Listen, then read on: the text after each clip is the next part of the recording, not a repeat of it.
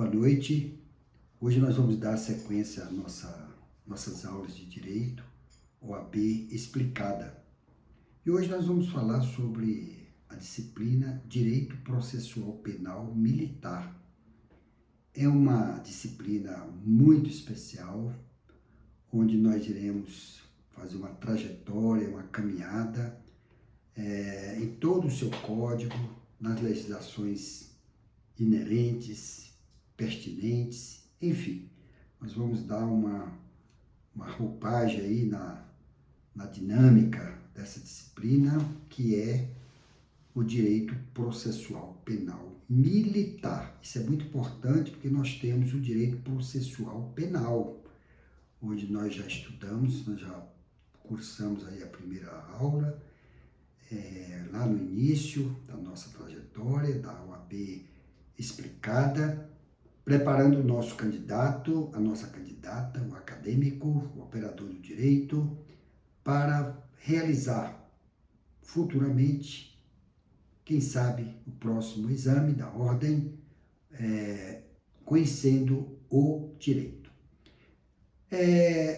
Numa pequena introdução, nós vamos fazer aqui uma breve história do direito processual penal militar brasileiro. Nós vamos estar falando exatamente do nosso código, que é o nosso código de 69, é o Decreto-Lei 1002. O Código de Processo Penal Militar, com a nomenclatura de Decreto-Lei número 1102, de 21 de outubro de 1969, irá tratar sobre diversos temas com mantos militares. Então, esse código, ele está perfeitamente vigente. Ele foi recepcionado pela Constituição Federal de 1988. Hoje, ele está em nível de hierarquia de leis como lei ordinária, porque ele é um código, ele é lei específica para os militares de uma forma geral. Então, o código, quando eu falo código, é o Código de Processo Penal Militar. O código traz no seu bojo diversos livros para se estudar de forma didática, pedagógica. Então, nós vamos estar tratando aqui hoje, nessa pequena aula de introdução, o que trata cada livro. Nós temos mais ou menos 5 grandes livros do direito processual penal militar. Então, nós vamos estar tratando aqui das matérias que nós vamos estudar nas próximas aulas, que trata o livro número 1 do Código de Processo Penal Militar. Então, o livro número 1, ele vai abranger, nós vamos estar trabalhando aí nessa sequência de norma, ele vai abranger da Lei de Processo Penal Militar e da sua aplicação. Então, nós vamos estar trazendo aí de forma bem simples, didática, como é a sua aplicabilidade no dia a dia dos processos militares. Vamos tratar também desse livro da Polícia Judiciária Militar. O que é a Polícia Judiciária Militar? São aquelas polícias que auxiliam, instruem os processos para as autoridades. Quais são essas autoridades? As autoridades militares, como um todo. O juiz militar, os auditores militares, os oficiais, as autoridades que se envolvem na militância dos processos administrativos e penais, dentro do Código de Processo Penal. Nós vamos estar tratando também do inquérito policial militar, é muito importante. Nós já falamos algumas disciplinas, um pouquinho sobre a finalidade do inquérito policial militar. Então, nós vamos estar reforçando que o inquérito policial militar é um procedimento pré-processual, é onde o investigado e as autoridades responsáveis estarão ali investigando aquele fato que foi denunciado, que foi que chegou ao conhecimento das autoridades superiores. Então, o inquérito policial, ele tem a finalidade de investigar. Ele não tem procedimento contraditório, ampla defesa, porque é apenas um processo administrativo no âmbito militar. Vamos estar falando também da ação penal militar e do seu exercício. Aí sim, aqui já começa a falar sobre a ação penal, qual é o objetivo da ação penal, qual é a finalidade da ação penal. Então, nós vamos estar vendo todo o seu rito quando o Ministério Público, de posse do inquérito policial, ele investiga também, ele tem um papel, está lá na Constituição Federal, no artigo 129, inciso 1, que ele tem a prerrogativa de também investigar sobre o acusado. Então, ele trabalha paralelamente com o inquérito policial militar. Então, os dois fazem o mesmo trabalho de forma independentes, e o Ministério Público cabe a ele denunciar ao juízo militar se houver indícios. O que é indícios? Provas de que aquele acusado ele poderá sim virar um réu através de um recebimento da denúncia pelo juízo militar. Mas nós vamos estar vendo isso mais lá na frente com muita tranquilidade. O livro 1 também fala do processo penal militar em geral. É muito importante esse tópico, porque aqui nós vamos conhecer, desde do recebimento da denúncia, nós vamos conhecer todo o rito processual, a instrução, os depoimentos, o depoimento do acusado, são as provas investigativas, o colhimento de prova, testemunhas, os depoimentos, também dentro desse contexto,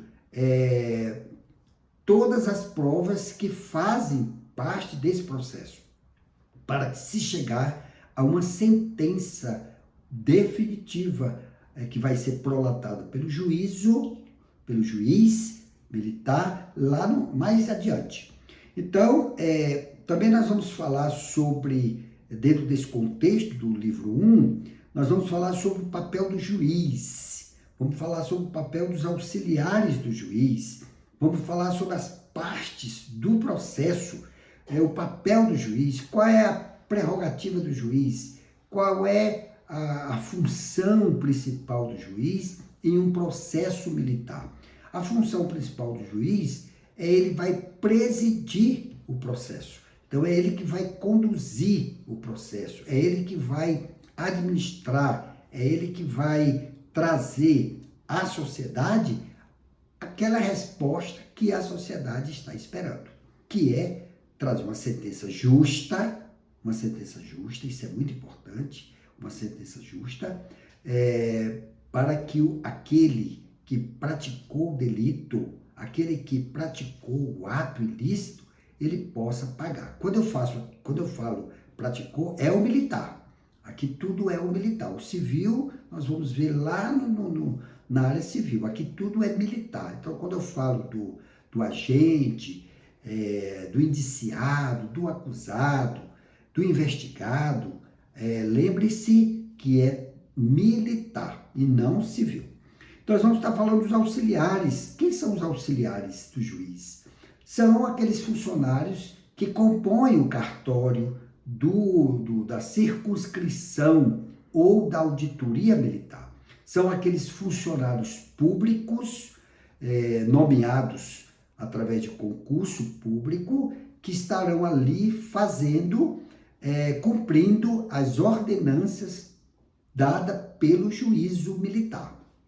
E também nós vamos estar tratando sobre as partes do processo. Isso é muito importante. Nós vamos conhecer quem são as partes. As partes são o réu, o Ministério Público, o defensor, que pode ser um advogado, se for um advogado constituído pela parte ré, é um advogado privado, ou pode ser também um advogado que seja nomeado pelo juízo militar, que é um dativo, um advogado dativo.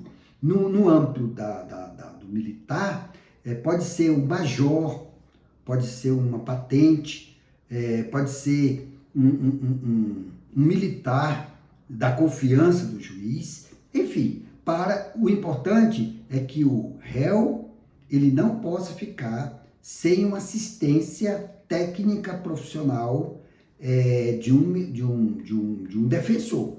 Isso está na Constituição Federal, então é necessário que o réu esteja acompanhado do seu defensor. Isso é muito importante, mas nós vamos estar vendo qual é esse momento, qual é o rito que é necessário para que seja composto essa composição na auditoria militar. Nós vamos estar vendo também, dentro desse tópico, da denúncia. Quais são os pré-requisitos da denúncia? Então, para que seja uma denúncia, o Ministério Público, que é o titular da ação penal, ele deverá instruir o processo com muitas provas que venham realmente a trazer uma robustez para o convencimento do juízo militar. Então, vamos tratar também sobre o foro militar, que é muito importante. O foro militar, ele foi recentemente alterado através daquela lei que eu falei na aula anterior, na aula de direito militar, a Código Penal Militar. Nós falamos com bastante veemência sobre o foro especial do militar. Da competência do militar. É muito importante, dentro do processo, a competência, porque através da competência é que nós vamos conhecer qual será o juízo responsável, qual será o juízo competente para julgar aquela causa. Então, é muito importante, dentro desse contexto, da competência militar. Vamos tratar agora sobre os conflitos de competência na área militar. É muito importante conhecermos qual é esse rito, qual é o juízo competente. Um juiz se diz competente, o outro também diz que não é competente. Então, haverá necessidade de se encaminhar, subir a um tribunal superior para dirimir esta competência. E o tribunal, ao decidir que o juízo A é o juiz competente, o processo, os autos, deverão subirem para esse juízo que foi decretado competente. E aí está resolvido o problema do conflito. Mas isso aí nós vamos ver na aula própria, quando nós estivermos falando sobre esse tema, que é muito importante. Também vamos tratar das questões prejudiciais. As questões prejudiciais são aquelas questões que a parte interessada ela tem um caso para levar ao juízo. E, naturalmente, o advogado ele irá recorrer ao juiz para resolver essa questão prejudicial. Nós vamos estar estudando quais são, dentro de um contexto, dentro de um rol exemplificativo, quais são essas questões prejudiciais. Vamos estar falando também sobre as questões dos incidentes. Essas questões de incidentes é muito importante também, porque é o momento das partes poderem se pronunciar ao juiz com relação a esses incidentes. Quais são alguns desses incidentes? A suspeição, o impedimento do juízo e outros casos relevantes. Vamos estar falando também sobre das medidas preventivas e assecuratórias. Isso é muito importante, o aluno, a aluna, saber exatamente quais são esses ritos. Eu vou citar aqui algumas questões de medidas preventivas. Por exemplo, a prisão, a apreensão, a busca e apreensão, enfim, são vários itens que são corroborados para esses títulos. Vamos estar falando também de um tema muito importante que cai muito na prova da OAB, que é sobre a citação. Nós vamos estar falando do conceito de citação, qual é a finalidade da citação, qual é o objetivo da citação. Vamos estar falando sobre a intimação, qual é a diferença da citação para a intimação. Vamos estar falando da notificação. Vocês verem que são vários itens, são vários temas muito importantes para o processo penal militar. E, finalizando o livro 1, nós vamos estar falando sobre os atos probatórios. Esse é o mais importante. Quais são os atos probatórios? As provas que deverão compor ou comporem o processo judicial militar. Já no livro 2, nós vamos estar falando e explorando sobre os temas do livro 2, que são dos processos em espécies, do processo ordinário, o rito ordinário. Então, nós vamos estar falando lá sobre a audiência de instrução e julgamento, com seus ritos, até a sua sentença. Vamos estar falando dos processos especiais, quais são os atributos, quais são os requisitos para que o militar possa responder dentro de um processo especial. Já no livro 3, nós vamos estar tratando das nulidades e recursos em geral, que são aqueles recursos que podem invalidar o processo. Por exemplo, trazer para o processo criminal uma prova ilícita, que é terminantemente proibida. Então, nós vamos estar falando agora do livro 4, dentro do Código de Processo Civil, do processo militar, eu peço minhas escusas, dentro do processo militar. Vamos estar tratando sobre a execução da sentença. Como é que é feito, quais são os ritos que o réu, agora sentenciado, agora condenado, terá que cumprir o que foi decidido na sentença. Quais são as suas finalidades, os seus ritos e etc. Dos incidentes da execução, nós vamos estar falando também sobre o indulto, sobre a comutação da pena, da anistia e da reabilitação. Isso é muito importante, todos esses tópicos que compõem o livro número 4. E, finalmente, o livro número 5, nós vamos tratar da justiça militar em tempo de guerra. Olha, que tema importante, que tema importante. Então, nós vamos estar tratando sobre da justiça militar em tempo de guerra, onde o tribunal ele poderá exercer a sua função jurisdicional fora do Brasil. Mas isso nós vamos estar falando no tempo certo e na aula certa. E, finalmente, vamos tratar sobre, assim, de uma forma bem simbólica, bem simples, sobre as disposições finais e transitórias. Verificamos que a Justiça Militar da União, agora nós vamos falar aqui um pouquinho, dentro desse tópico introdutório, vamos falar um pouquinho da Justiça Militar da União. O que é a Justiça Militar da União? A Justiça Militar da União é um dos ramos do Poder Judiciário brasileiro, sendo especializada no julgamento de crimes militares. Olha que isso é muito importante. Está dividida em 12 circunscrições judiciárias militares, que são as CJM, que, por sua vez, abrigam uma ou mais auditorias militares, os órgãos de primeira instância. Então, assim como nós temos nos tribunais de justiça, os tribunais, as auditorias militares, na União, no âmbito da União, nós temos as CJMs, que serão julgados os militares no âmbito da primeira instância. Isso é muito importante, porque muitos concursos cobram a diferenciação quais são os oficiais, quais são as patentes, quais os oficiais que são julgados na primeira instância e na segunda instância. Então, nós vamos ter que saber exatamente essa diferenciação. Mas, na época certa, quando nós formos estudar essa diferença de instâncias, nós vamos estar explicando cada patente, cada oficialato e assim sucessivamente.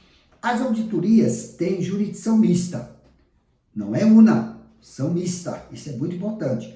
É um chamamento, é um sinal de alerta para nós aprendermos. As auditorias têm jurisdição mista, ou seja, cada uma julga os feitos. Feitos são os processos, os feitos relativos a Maria, especificamente, ao Exército, especificamente, e à Aeronáutica, especificamente. Na primeira instância, o julgamento é realizado pelos Conselhos de Justiça, formados por 4 oficiais e pelo juiz federal da Justiça Militar da União. Então, nós vamos estudar que lá na Justiça da primeira instância, dos Tribunais de Justiça, quem julga é um juiz de direito. Ele chama-se juiz auditor, lá no Tribunal de Justiça. Aqui na União, no âmbito do tribunal que vai exercer esse ofício desse julgamento, ele é presidido por um juiz federal. Então, nós vamos estar estudando exatamente a diferenciação entre um juiz de direito e um juiz federal. Nós vamos estar vendo aí dentro da Constituição Federal, dentro do Código Penal Militar e assim sucessivamente.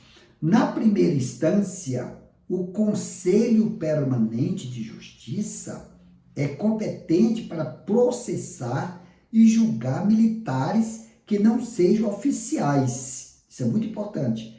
O Conselho Especial da Justiça é competente para processar e julgar oficiais.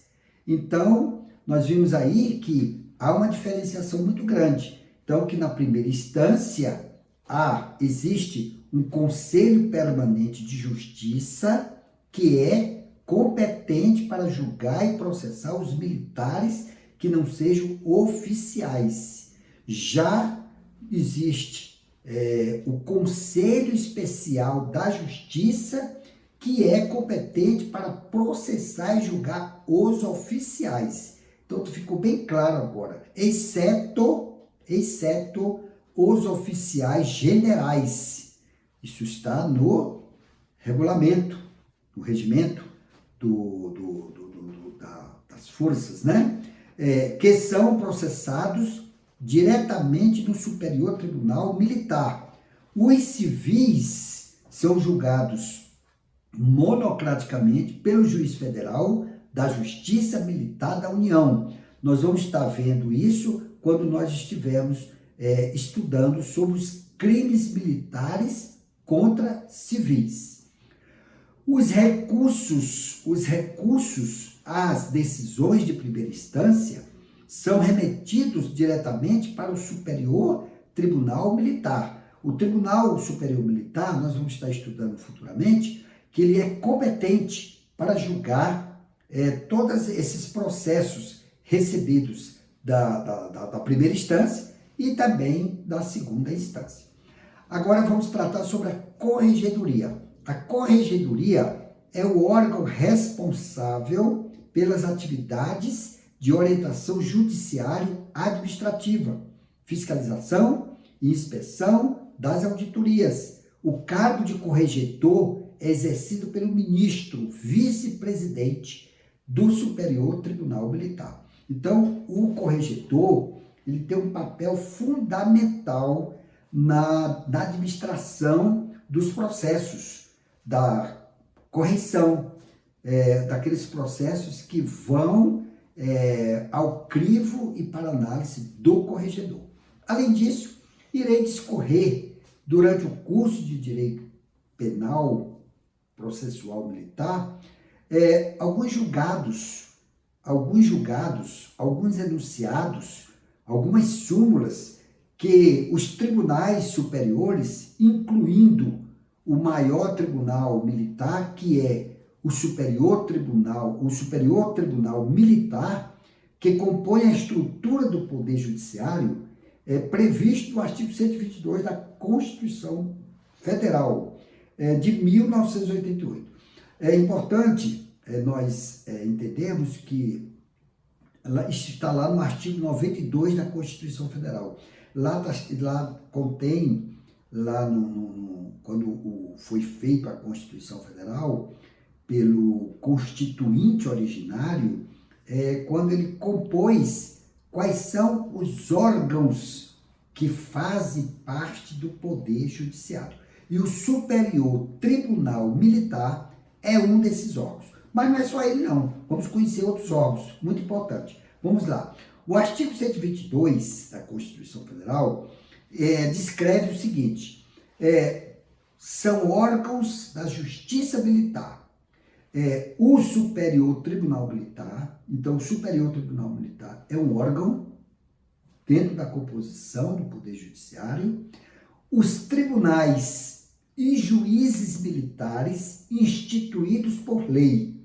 Então, os tribunais militares, as auditorias militares e seus assemelhados são órgãos do Poder Militar ou dentro da composição do Poder Judiciário. E ainda mais, os juízes militares, que nós vamos tratar o papel de cada um desses órgãos. Juízes militares é órgão da Justiça Militar, os tribunais e o Superior Tribunal Militar. Todos esses são órgãos.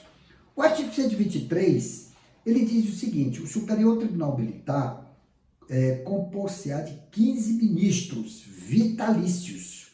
Isso cai muito nos concursos, porque o candidato ou a candidata que vai fazer esses concursos fora do exame da ordem, que o exame da ordem não tem ainda essa estruturação de cobrar o direito militar, mas aqueles candidatos que vão prestar concurso para a área militar, é muito importante essa composição. E o artigo 123 fala exatamente sobre isso.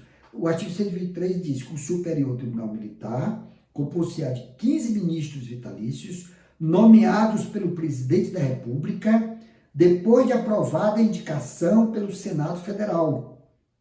Isso é muito importante. Nós vamos estar tratando aqui sobre essas nomeações, sobre as indicações e sobre a sabatina que tem que ser passado este candidato a esses órgãos para o Superior Tribunal Militar no Senado Federal. Então, agora vem a divisão de cada um desses candidatos, sendo 3 vagas dentre oficiais generais da Marinha, 4 dentre oficiais generais do Exército, 3 dentre oficiais generais da Aeronáutica, todos da ativa e do posto mais elevado da carreira, e 5 dentre civis. Então, o Superior Tribunal Militar, ele tem essa fase heterogênea, onde há tem uma parcela das 3 forças e tem também 5 dentre civis. Mas vamos ainda continuar. No parágrafo único, diz o seguinte: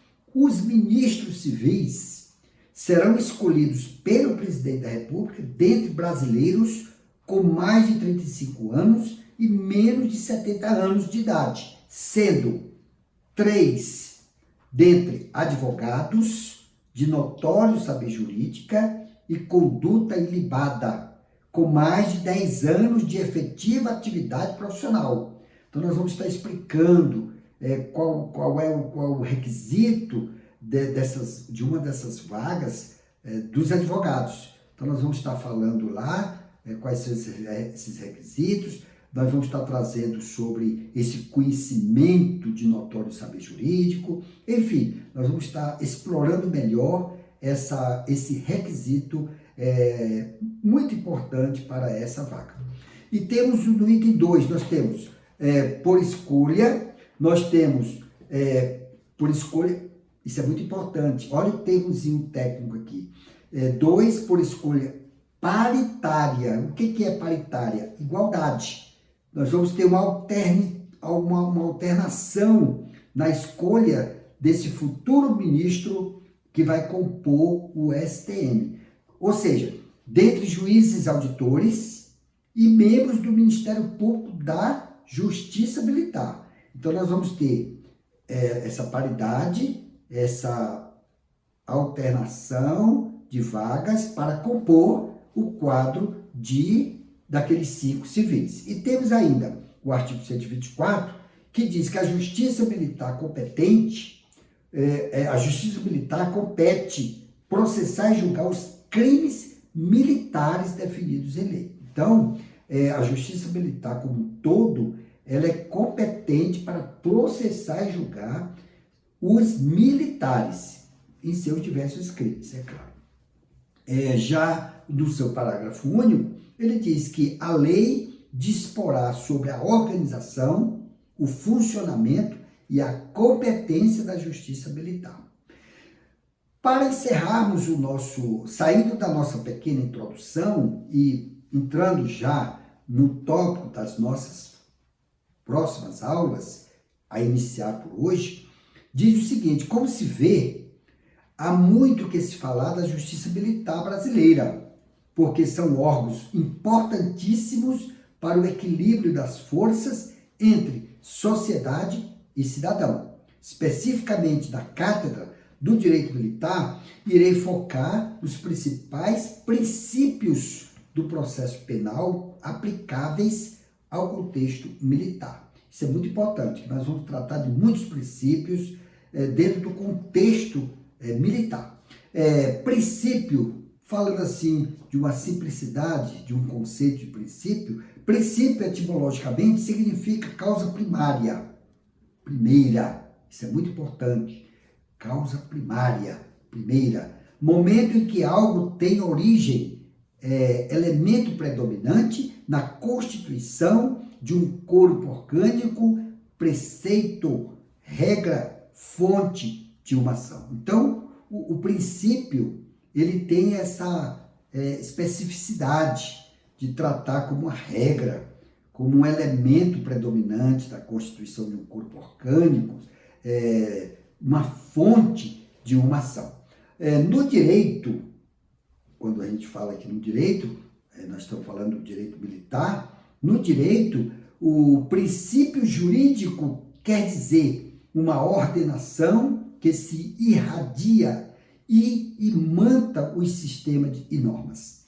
Conforme ensina José Afonso da Silva, nós já tratamos sobre esse autor, constitucionalista, em outras aulas anteriores, conforme ensina José Afonso da Silva, servindo de base para a interpretação, integração, conhecimento e aplicação do direito positivo. Então, houve uma contribuição muito grande desse constitucionalista para essa cadeira do direito militar.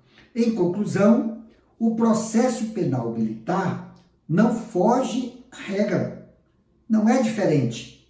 O processo penal militar, ele deve obedecer à norma maior, que é a Constituição Federal. Não pode ser diferente, não pode ser contraditório, mas tem que obedecer às suas normas constitucionais, que nós já estudamos na aula de Direito Constitucional. Sendo regido primordialmente por princípios que, por vezes, suplantam a própria literalidade da lei. Então, o direito processual penal, ele vai ser, ele terá a mesma regra, a mesma observância das outras disciplinas, né, que nós já estudamos. Na Constituição Federal, encontramos a maioria dos princípios que tutelam o processo penal militar brasileiro. Então, a Constituição Federal, nós vamos estar mostrando quais são esses princípios que tutelam o processo penal militar brasileiro. Então, na próxima aula, nós vamos estar estudando, juntamente com os nossos seguidores, com os nossos alunos acadêmicos, o Estatuto da Advocacia e da Ordem dos Advogados do Brasil. Gostaria de pedir aos nossos seguidores que no lado direito vai constar aí o nosso QR Code. Você aponta seu celular para o QR Code, onde você terá todas as nossas informações, como endereço, telefone, e-mail, Instagram, etc. e etc. E além do mais, o conteúdo das nossas aulas estarão dentro desse QR Code. E até a próxima aula, assim seja.